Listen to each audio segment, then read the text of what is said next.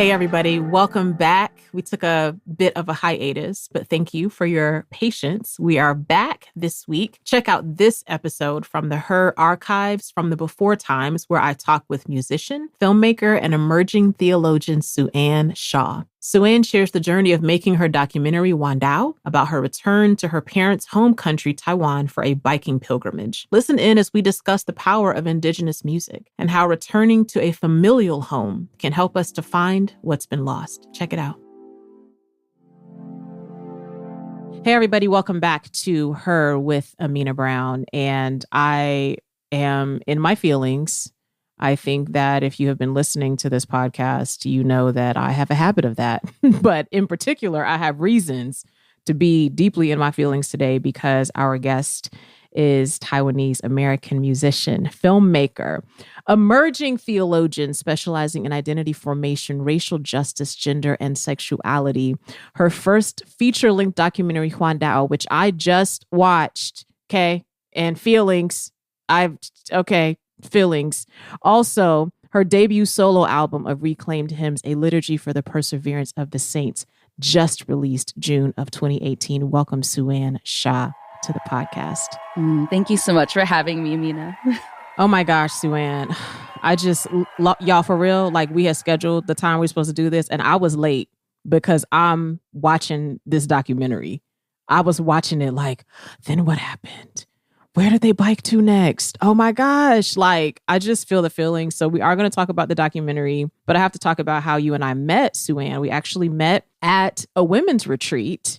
And yeah, we did. I don't remember if we were just sitting next to each other or what made us start chit-chatting. Oh, I went up and talked to you. Oh, all right. Okay. Because you performed, and then I was like, I got to talk to her. Also, I think I posted about you, and our mutual friend, Emily Joy, was like, Amena's so awesome. She's amazing. And I was like, I should go talk to her. Yes.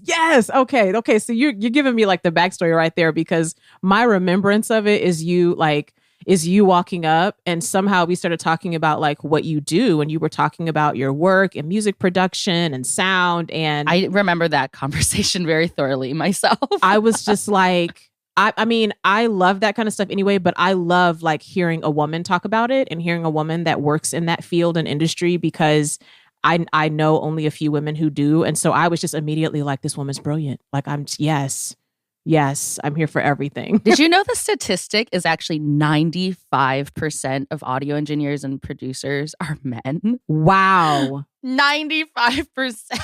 No. Yeah, it's pretty bad. Oh my gosh. That's why like every time I hear a woman talking about it, like I have a sister who we didn't grow up in the same house, but she grew up in California, and she is also into song production and composition and audio production as well. And so just like whenever I meet another woman doing that, I'm just like, yes, girl. Yes, we need you. Like, really? But now I know about the statistics. I'm like, no, really.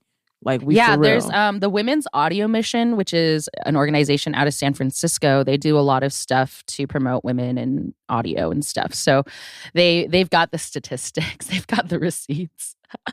Oh my gosh. So I basically have been very excited about knowing you since then, Sue Ann. Every now and then we run into each other at an event, but I started following you after that day and have just been like, oh my gosh, she's brilliant all the time. Oh my gosh. So I need to talk about this documentary just because I have a lot of feelings. Like I have feelings about it, so we need to discuss it. So let's have a little live therapy. Let's just get in there, because I was just like, I just feel like I'm brimming over with emotion, and like I'm curious to know if you were feeling those emotions in the moments of like experiencing what was filmed, and then feeling those emotions like after having to go through the editing process and seeing how the documentary formed itself. But for people who are just showing up to the scene here that are like, what's this documentary I need to watch? Link will be in the show notes.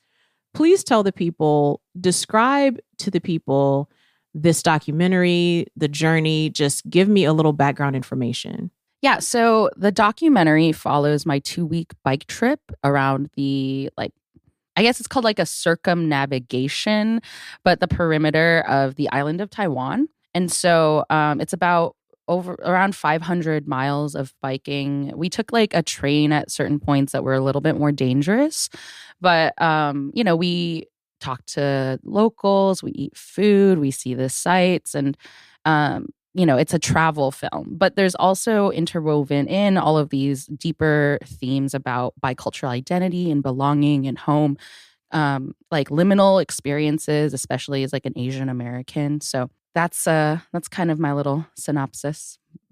Okay, I like to ask every guest an origin story question. And one of the things that I have loved about just following you, and also that I see in this documentary, is your ability to tell a story. And I think it takes being a good storyteller to not only make a great film, but also to make great music. Even if whether the music has, and I would argue to be a theologian. Same.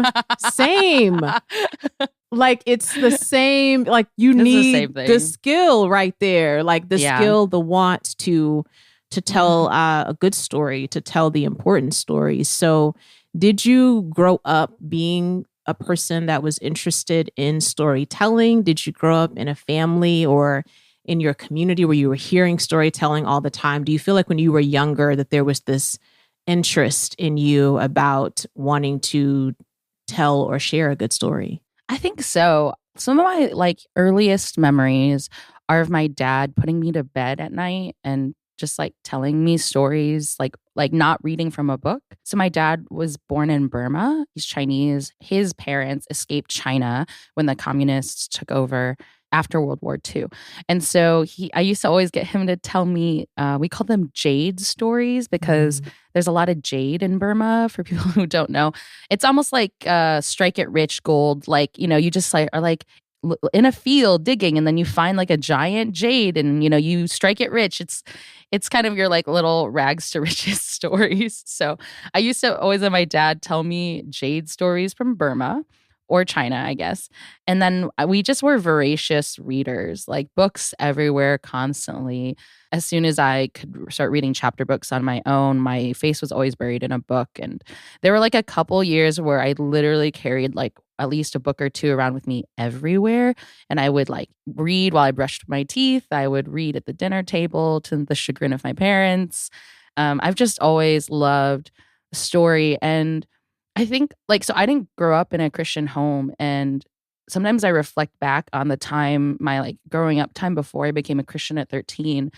And I think that my love of stories really just laid the spiritual groundwork for me to become a Christian in a lot of ways, because, there was always a sense that there was a writer. There's someone who's telling the story, and there's good and there's evil and there's like destiny, right? And there's kind of like this arc. There's just a sense that you're living in a story yourself. And I wanted to be one of the good guys, right? So of course that naturally gravitated towards God. And even though my parents aren't Christians, my mom raised us with a really strong sense of moral, like right and wrong.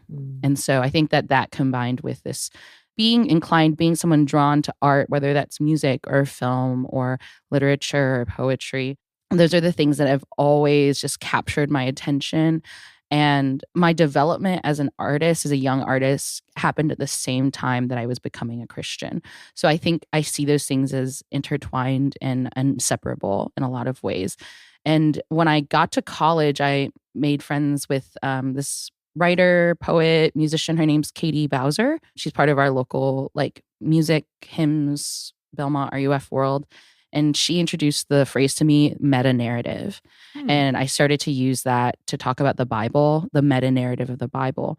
I think so in terms of the film itself, like it was really hard to tell a cohesive story arc because you have all these days, like all these individual days set up, and you have to tell these mini stories while then also telling a larger story for the whole film. And the balance between that was really difficult because there were so many interesting little story arcs that happened throughout the days, but I had to kind of edit to figure out what was going to make it so it was ultimately cohesive as a whole film and not just kind of like 14 episodes of different days, right? So that is like the interaction of the concept of the meta narrative, which is what the Bible is too, is a bunch of smaller stories that then tell a bigger story. And like, how do you sift through that, and how do you find the themes that link all of these little things together?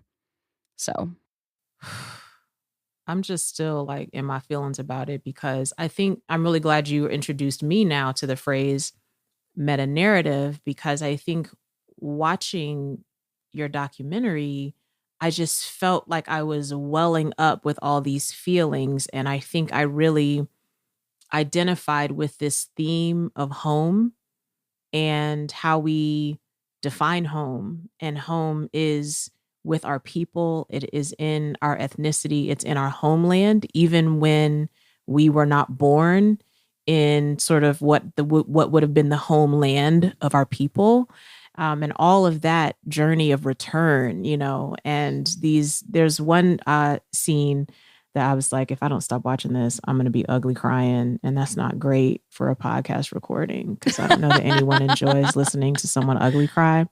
But there was a scene where you were on the bike ride with your friend Rachel, right? I didn't make that up. That's right? her name. Okay. Yes, you're right. So you and Rachel are riding by, and there's a family like out in front of their home, and they invite you to eat with them. Yeah, man. And you stop and eat with them, and they're sharing with you what it's like for them being Aboriginal people in Taiwan. You're telling them your journey in America. You're telling them the background of your parents, and just the interplay of that conversation, and them welcoming you home, them saying to you, you are always home here. You are home here anytime with us. And I just could have cried my eyes out. I mean, I'm watching it, on a screen here, having a very emotional experience. What was that like for you? Just deciding, hey, we're going to make this stop right here, which, to me is not like a super American thing to do, because you'd be like, we don't know these people, like we don't know what they're doing, whatever. But I noticed more when I'm traveling outside of America that I am more inclined to do things like that, just to be like, oh, they've invited us here. Let's pull these bikes over and just go over here and eat a meal and hang out for a while. Like, what was that experience like living it? And then what was it like when you went back to kind of what you were referring to, the editing process there, that you knew that was a moment that needed to make the film? That day and that scene is literally one of my favorites in the entire documentary. And it was one of those things that like you can hope will happen, but you can't plan will happen. And like I spent probably 3, maybe 4 hours hanging out with them. So like you're seeing like a 10-minute edited down of like, there were so many conversations we had and so many other things we talked about, and they were all such a gift. And I really had to like pare it down for the film, because, literally just like I could probably just edit those conversations with them and put that out as an entire like interview series. But it was interesting. It was such a tense day, because like every day on the road, you just didn't know what was going to happen. There's so much uncertainty and tension. So it's interesting, because I had wanted to bike to the Taibalong village, because I wanted to make sure that the narratives of Aboriginal Taiwanese people were included in our documentary, because a lot of Taiwanese Chinese people of like Han, like Chinese descent, they don't usually talk about that when they talk about what it means to be Taiwanese. And I think it's similar to the way that like when white Americans talk about what it means to be American, they don't really talk about indigenous native people. So I didn't want to like perpetuate this false narrative that like we as Chinese people have a claim to this land when there were indigenous people there before. So my director of photography, she and I were like making the schedule, and she was kind of like, what are you going to do? You're just going to show up like and talk to random people? She just felt very skeptical of like the way I wanted to structure our shooting and our time.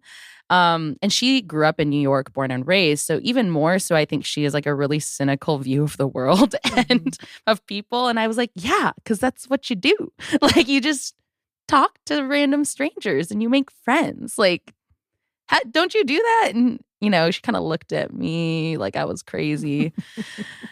But I think like even I've lived in Nashville for like the last 8 years, and it really is just like that in Nashville too. You just like start conversations with the randomest people and get to know each other, and I'm kind of glad that that's where I like grew up as an adult becoming into my own, because I think it gave me an outlook on like how people do want to share their stories if you give them the chance. But yeah, I just like mostly when I think back to that time, I just think of like how fun it was. We just sat around and talked, and like I was starving. We had biked, probably like 35 miles that day, but like I didn't feel the hunger because I was just so excited that like we were getting to have this moment, this very like organic and raw and honest moment with one another, and that the conversation was flowing so easily. I think in my life there's times when, I don't know if you have this, where you feel like you are almost outside of your body and you're looking at the scene that you're living in. It's almost like the meta narrative concept of like you're so aware of the story that you're living in. Like I like to call it the television show of your life. But as I've gotten older, like I had that really increased awareness, especially when I was younger, when I first started writing, and whether it's poetry or music or stories. But as I've gotten older, I've realized how important it is to be present and to put yourself back into the body and to actually experience it, instead of always kind of like having the third person camera view of your life. So when I think of that moment, or those like hours I spent, like they didn't feel like hours, right? We just talked and then the time went away. And of course, like my director of photography and my parents were both like, "Where are you? Like, you just disappeared. You're not answering your phone." Like, I totally shut like my phone off when we were recording that conversation. And Rachel, like because I wasn't answering any of the text, Rachel was like, your mom just called. She wants to know where you are because you're not answering your phone." So I think like I just felt so present. Like there's just like so in my body, so alive, so, just with the people. And I don't know, I haven't really found the words to explain what that's like. But when you kind of forget everything else in the world kind of melts away and you're just in a moment completely, that's how it felt. It's like so fully alive, so fully present, so fully human.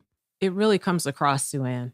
Like it really comes across. You can feel the soul of this film watching it. And that is just a huge kudos to you and your team, because, you can watch many things about people traveling, this, that, the third place, but to be able to capture on film, not only traveling to a place, but the different nuances of what that means. I mean, it's so beautiful. And I was watching for a while and then realized like, oh, there's one scene where you and Rachel and your dad are sitting like eating food together in Taiwan. And then I realized, oh, her parents are with her. It's like, this is like, I mean, wow, like just, if it was just you and Rachel biking, that's still a great story. Yeah, they took the train.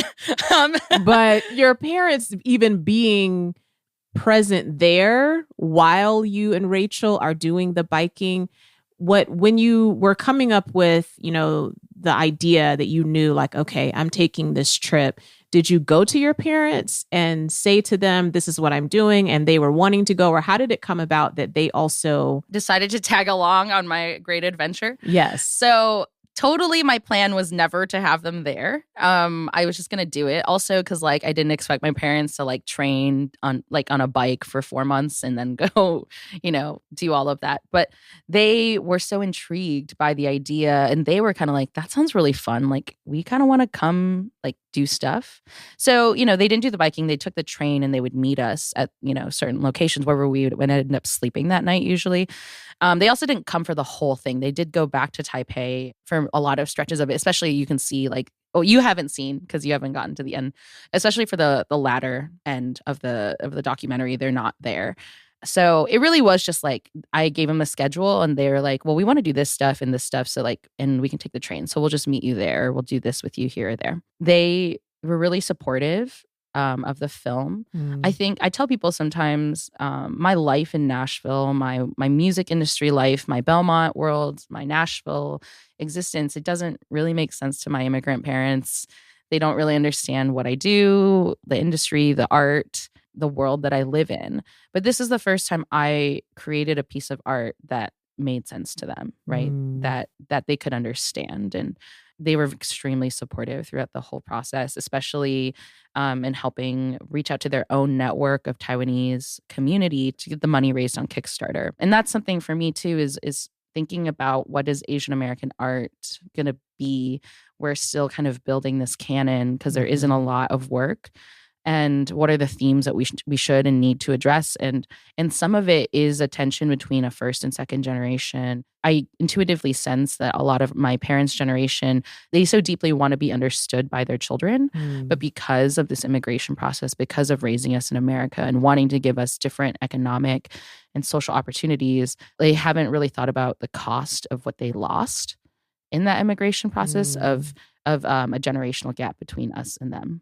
So much of the healing process for myself and doing my racial awareness, identity stuff has been trying to heal some of those chasms with my parents. It's very difficult. It's like, I'm not going to pretend that like it's like I have a flawless relationship with my parents. I certainly don't. But when I talk to my other Asian American friends about the things I talk to my parents about, they're like, what? Like, you can talk to your parents about politics and about, philosophy and about identity and sociology. And they're also like, wait, you have all those conversations in Chinese? Like, because most of us don't have great language skills, right? Because English is our primary language. But yeah, I think there's a lot of healing to be done generationally. And so be the change you want to see in the world. So I just knew that for me, it meant investing in language skills and investing in understanding our heritage and culture, because like, as long as my parents have lived in America, their hearts are Chinese and they're never going to be able to understand American culture the way that I do. But I do have kind of the tools to learn Chinese and Taiwanese culture. It's about putting in the work to learn how to use those tools.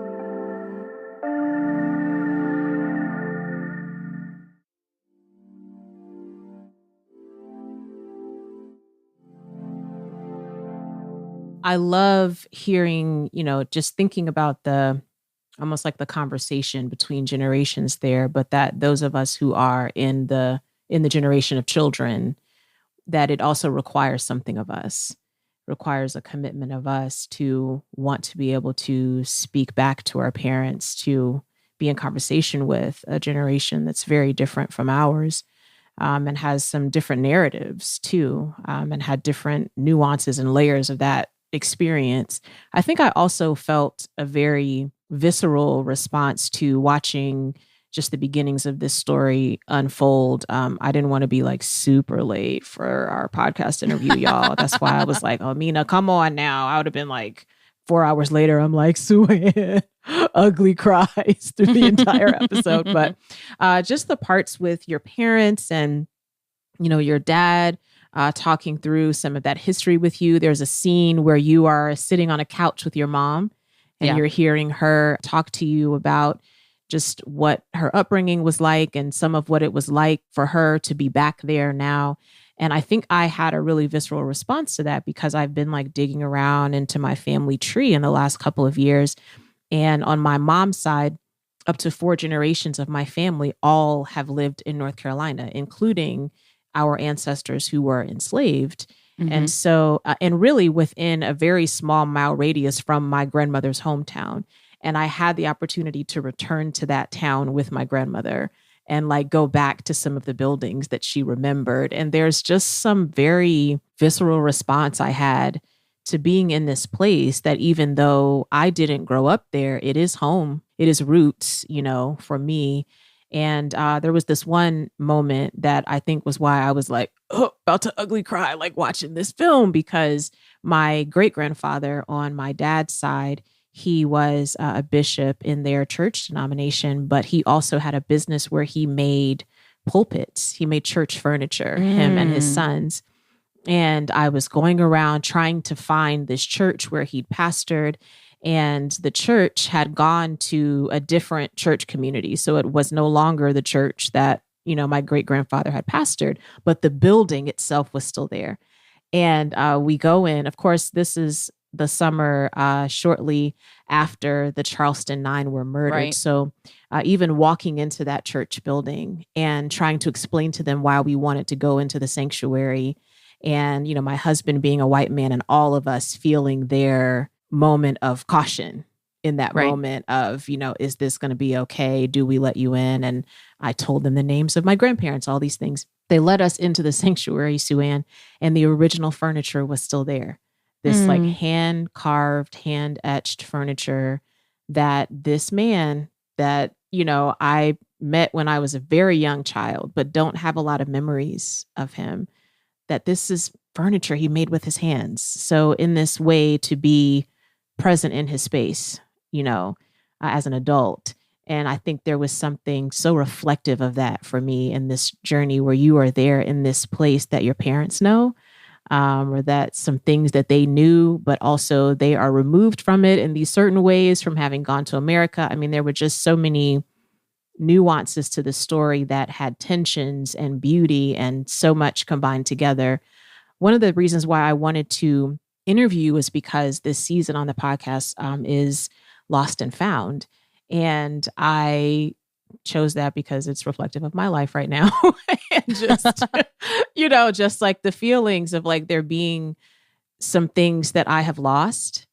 And even in the losses, I have found maybe some parts of myself or some parts of my identity that the losing and the finding go together in these interesting ways.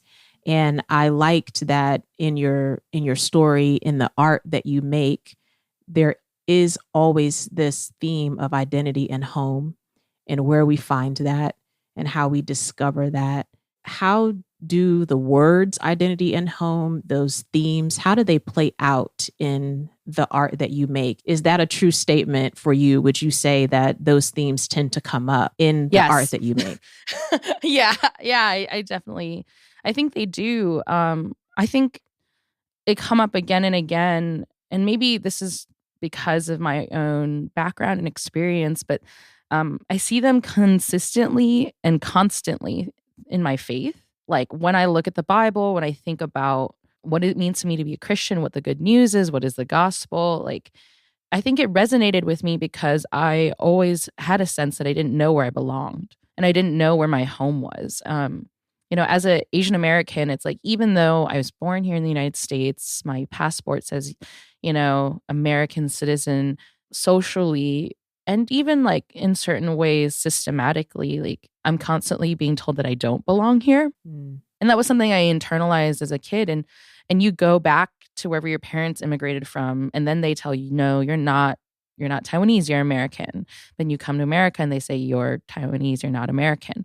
And so you just kind of feel like, well, is there a place where I could belong? Is there a place that I could call home? And when I became a Christian and I learned that like that there was a place that I could call fully home, that there was I had citizenship in the kingdom of God, that no matter what happens on earth, no matter how corrupt a government, no matter what countries and governments get like destroyed or created.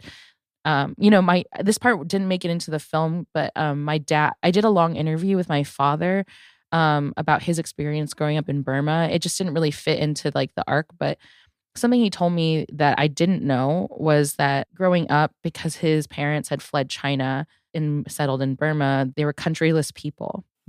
Because there was a turnover of government. So there was the Republic of China, which is like the current government of Taiwan, that was in power. That was like the democratic, you know, like elected community that came up after the fall of the Chinese Empire. But a little bit after World War II ended, the Kuomintang, the nationalists and the communists fought, and the communists won. So that's the government that is in power in China now. Their government is called the People's Republic of China. And so like citizenship to the Republic of China is a totally different passport than citizenship to the people's, you know, like they're different. And so my grandparents, when they fled China, they basically forfeited whatever, you know, existence they had in China, and they went to Burma, but then Burma wasn't going to like give them citizenship. So my dad said they had papers that just said no country, no land. Wow. Literally, like, where do you belong? And in the 70s, I believe, Taiwan offered citizenship to any displaced Chinese nationals because there were Chinese people all over the world that didn't have citizenship, that they were displaced because of like the cycles of war and the overturning of governments. So anyone of Chinese heritage, ethnic heritage, could come and they could get citizenship in Taiwan. And that's how my dad's side ended up in Taiwan. And so, yeah, I think about what it feels like my dad literally not having papers to any like papers that say you don't belong anywhere and growing up here in the States. But yeah, like no matter what governments topple or are erected, and like I have citizenship in Christ and that's my home and I can take that with me wherever I go, and nothing on earth, no power on earth can threaten that. Like I guess that's my way of also saying like my album, the music that I made, those are the themes of home that are there. Is I've been thinking a lot about Sukkot, which is the Feast of Booths. There's sometimes it's called the Feast of Tabernacles, which is celebrated. The Hebrew children are called to celebrate in the Old Testament. It's a celebration time of remembrance of their wandering in the desert. And so what they do is they erect these tents or booths, and then they like sleep and eat in them during the time of this feast. And everything in the sukkah is supposed to be holy or blessed, or, you know, there's prayers you say over everything. And it's like, wait, like this is like holy camping, right? You know, you're like, well, that's what the children of Israel did for 40 years. And you can see that as exile, but you can also see it as a time when God was teaching them things and providing for them, and that those are things to be remembered and celebrated. So I feel like I've lived my life in a lot of ways in a tent, wandering. But the glorious thing about that is knowing that it's temporary, that the promised land is real, that God is leading us to and preparing our hearts for, and that God is providing for us during this time. Like when else do you get to see like a cloud by day and the fire by night, like literally having a visual like confirmation of presence of the kingdom of God? I think of all this wilderness time, a lot of us who are without churches now or faith communities because of issues of racism and homophobia or misogyny and sexism and all that stuff. And the thing that I've learned in the wilderness is that God is real. There are trade-offs, but all of it is good and all of it is preparing us to go home, to a final home. So I told you not to make me cry, Sue Ann. And I feel like throughout this conversation, you are testing me. You are testing me on my tears right now. I think a lot of my Black friends feel the same way because it's like Africa, you can't you can't go back to that. And but like the places of trauma that your family has been for generations are on indigenous people's lands. And it's like, where do you you got to find a way to find home and to make home, even as you travel in a tent and you're wandering. And you know that there's nothing on earth that will ever be able to give you the satisfaction that you long for.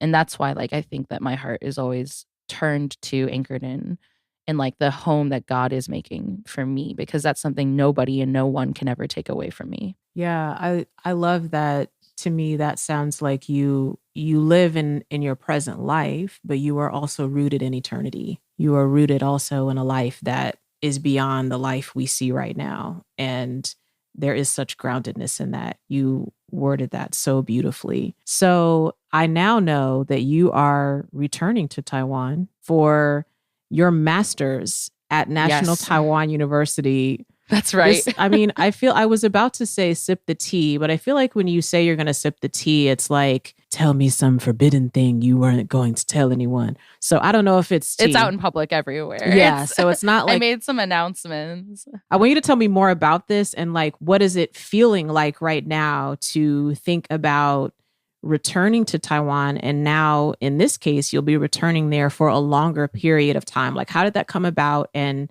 how are you processing this new part of your journey? Well, the funny thing is that it does go back to the same weekend that we met each other, because I was in LA for the CCDA conference and the Women of Color retreat. And it was such an important, life-changing week for me that time in LA.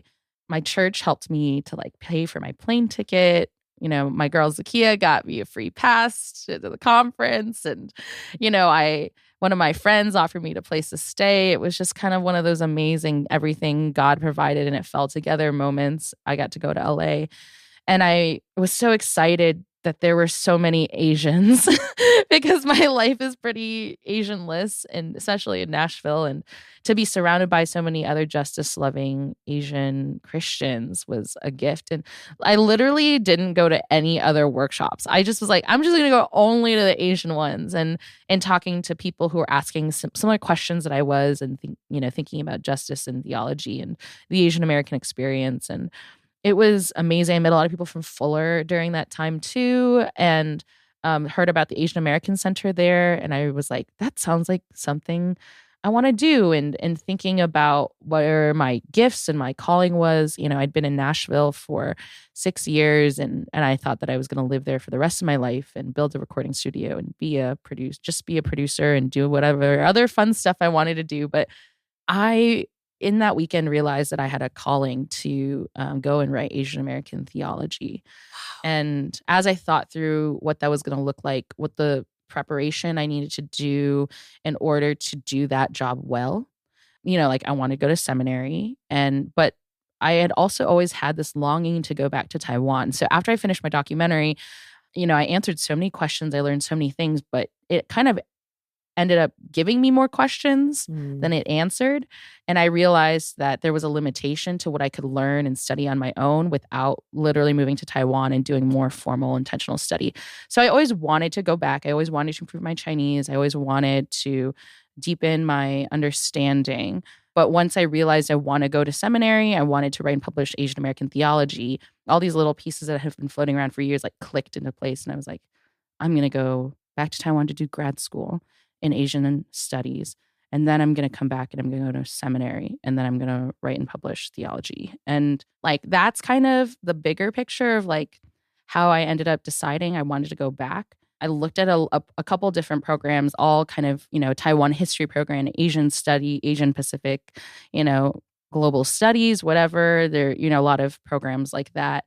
People often ask me oh, why go all the way back to Taiwan to do this? I'm like, well, I want to learn Asian studies from a non-Western perspective, yes. right? I want to learn Asian studies from Asian people. Yeah. I want to learn history and philosophy with just from the traditions to which they've been passed down, not translated, not, interpreted through a Western lens and regurgitated. And I want to just learn from my own people. And a big part of my decolonization process with my faith or with my life and my worldview, I wanted to be specifically in that context and not only learn, Chinese philosophy in a Christian seminary. I wanted to just learn Chinese philosophy from people who study that, and then do the work, of course, on my own of seeing how that integrates and doesn't integrate with my faith as a Christian. So I wanted to do all of those things, and going back to school in Taiwan made sense. Musicology is the reason I decided to do this musicology program.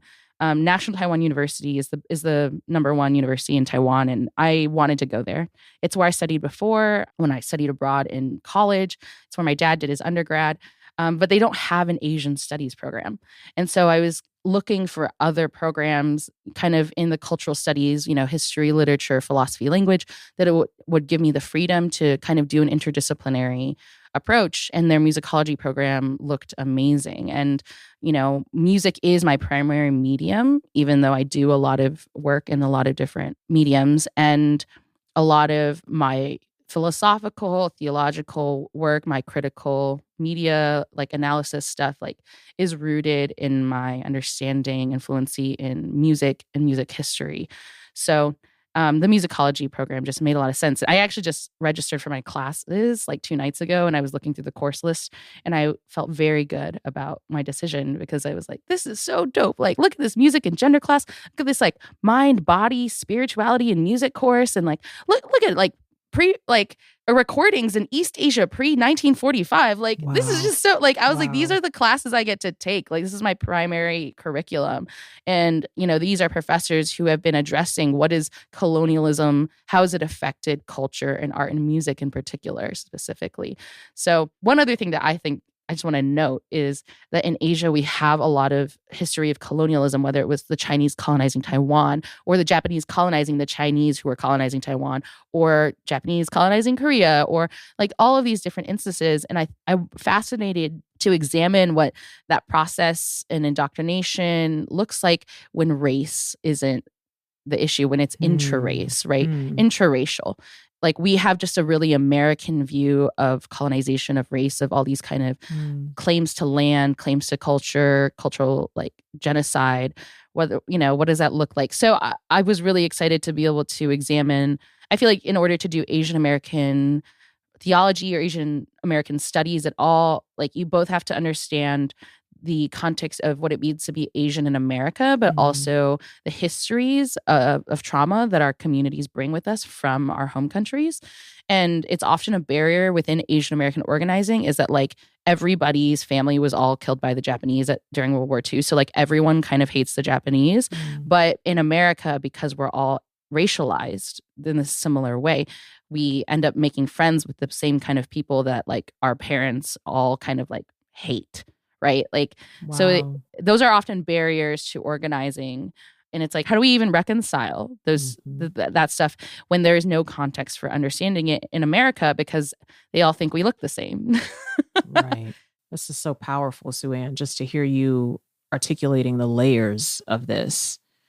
And it's super exciting to think about what you're going to get to study. I'm just like, oh my gosh, just thinking like when you were naming the classes just now, I'm like, like I don't even know music that well, I mean, I love it as a fan, but like the technical parts of it and the theory and those things, I don't know those parts, but just thinking about getting to dive into that deeply and getting to dive into it in your homeland. And wow. Music education in the States is so Eurocentric, and I feel like if you take any sort of like, world music class, it's like you're expected to learn everything about the rest of the world's music, but like everything is always Eurocentric. And so just reading through the syllabus, like the syllabi that I was scanning through, I was just like, there's so many so many texts and so many concepts. Like we're going to, of course, address some Western ideas, but largely it seems like they're very rooted in like, this is one of the core competencies of this department is wanting a uniquely Asian approach to musicology, right? And not just trying to like one up whatever the Western world's a way of doing things, like uniquely Asian way. And I told them in my interviews, like, that's why I want to go here because that's what I want and that's what I can't get in the States. Wow. For listeners who may be sitting at the intersection of a lot of different identities, whether that is cultural or gender or just all these different layers we have, what's the advice or the words of care that you would say to someone who's sitting at sort of this intersection of all these identities, trying to make sense of that, trying to embrace parts of it, like you said, also trying to decenter some parts of it? What would be the words you would say for the person that may be feeling lost right now in trying to grapple through all of however that looks for them in their life? So my freshman year at Belmont, we have this program called the First Year Seminar Program. So everyone takes, this class and you read this book and then they bring in a speaker who talks to everyone. So the great gift I had was the speaker was Makoto Fujimura. And I was actually already familiar with his work in like kind of Christian art world. So it was like, I was totally geeking out. And, his entire presentation was on the concept of liminality and talking about his own experience as a Japanese American artist and how the ostracization, the marginalization you experience as a liminal person, but also your ability to synthesize, your ability to see from multiple perspectives. And so, I think that for everybody who, for instance, doesn't know where to call home, you know something about how to make home wherever you are. And for somebody who feels different and marginalized wherever they go, you have the ability to find what you have in common with other people, even when you don't have everything in common. I think that all of our greatest strengths are also our greatest weaknesses.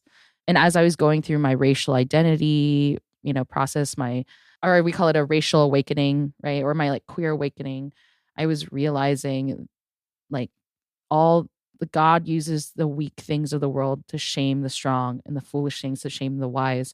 And so all the things the world tells me about myself or that marginalizes me for are also like things that are gifts. I just have to learn how to use them. Right. But nobody's going to teach me how to do that because the world isn't designed to teach me how to thrive like that. I'm going to have to like invest in myself and look for art and look for writers and like women of color and queer women of color and Christian queer theology, like all of this stuff. I'm going to have to make a lot of it myself, but I'm also going to have to go find it because no one is going to find it for me.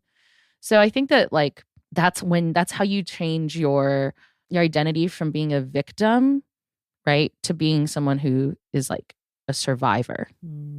Right. And I'm using that phrasing because I actually had the privilege of getting to hear Tarana Burke speak in Detroit in June. She was speaking at the Allied Media Conference and I was presenting a workshop. And so for those who don't know, Tarana Burke is the founder of the Me Too hashtag and movement. And she talked about that concept. People are like, survivor versus victim. And she said like, she doesn't really like the idea that people use survivor as like a thing you arrive at. Rather, you're surviving and you're learning to do that. But I do think there's a lot of redemption to be had. There's a lot of reclamation to be had and like mourn. I definitely think we need to mourn and lament, but also know that like what you can get out of your life in the world is not only what the world is promising you, which is not very much. And I think that all of us, whether you are like a straight, white, cis, heterosexual, like man, or you're like a queer, trans woman of color, like we all have multiple intersecting identities and they all interact with each other in unique ways. It's just that when your intersecting identities are marginalized, it's when you realize that they exist. Like we don't operate out of the assumption that people have, quote, intersectional identities are the marginalized. No, the people in power have them too. And the only thing is like they aren't forced to confront them because their experiences are centered and normalized. So that's the other thing too, is like you're not like weird or different. You just live in a world that is structured to make you feel that way. Everybody has a lot of stuff they have to deal with. Everybody's life is complex. It's just that like privilege is written in invisible ink. And it's until you turn up the heat, like that you can start to see it on the paper. Goes to write poem about these quotes that Sue Ann is saying, please. Takes Have you ever notes. done that with the lemon juice? Like invisible ink, the lemon juice thing? No, I don't know. I need the education. I'm just being a super nerd. Like, so you can write messages with lemon juice. And then once you can like take a blow dryer, you can use an iron. And then so you can send it to somebody and it looks like a blank page, but then they put heat on it and then the words will appear on it because the juice will oxidize or something. It'll turn brown. So that was like what I was trying to say about privilege is written in invisible ink is like, you'll get this piece of paper, it looks blank. But once you turn up the heat on it, then you'll start to see all the stuff that's written there. Sue Ann, speak a word. Speak a word today. I've spoken so many words. It is a word. I'm like tries to write poem about lemon juice and invisible ink. Okay, yes.